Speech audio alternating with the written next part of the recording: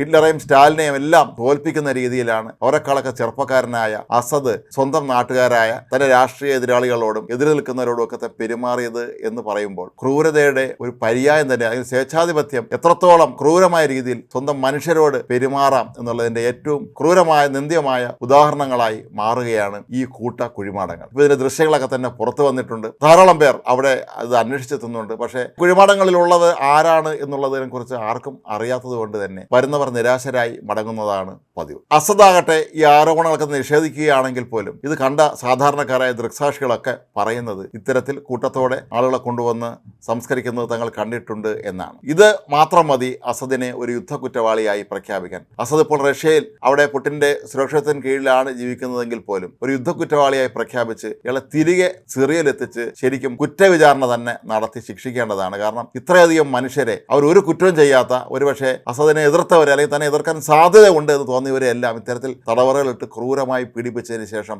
കൊല്ലുക അല്ലെങ്കിൽ കൊല്ലപ്പെടുന്നവരെ ജീവിച്ചിരിക്കുന്ന മനുഷ്യരുടെ കൂട്ടത്തിൽ തന്നെ ആ മൃതദേഹങ്ങൾ സൂക്ഷിക്കുക തുടങ്ങിയിട്ടുള്ള അതിക്രൂരമായ കൃത്യങ്ങളാണ് ഇവിടെ നടന്നിരുന്നത്. ഏതായാലും നമ്മളെപ്പോഴും സ്വേച്ഛാധിപത്യത്തിന്റെയും വംശഹത്യയുടെയൊക്കെ ഉദാഹരണങ്ങളായി ഹിറ്റ്ലറെയും സ്റ്റാലിനെയൊക്കെ ചൂണ്ടിക്കാട്ടുമ്പോൾ ഇനി അവരുടെ കൂട്ടത്തിൽ ഒരാൾ കൂടി എത്തുകയാണ് സിറിയൻ പ്രസിഡന്റായിരുന്ന അസദ്.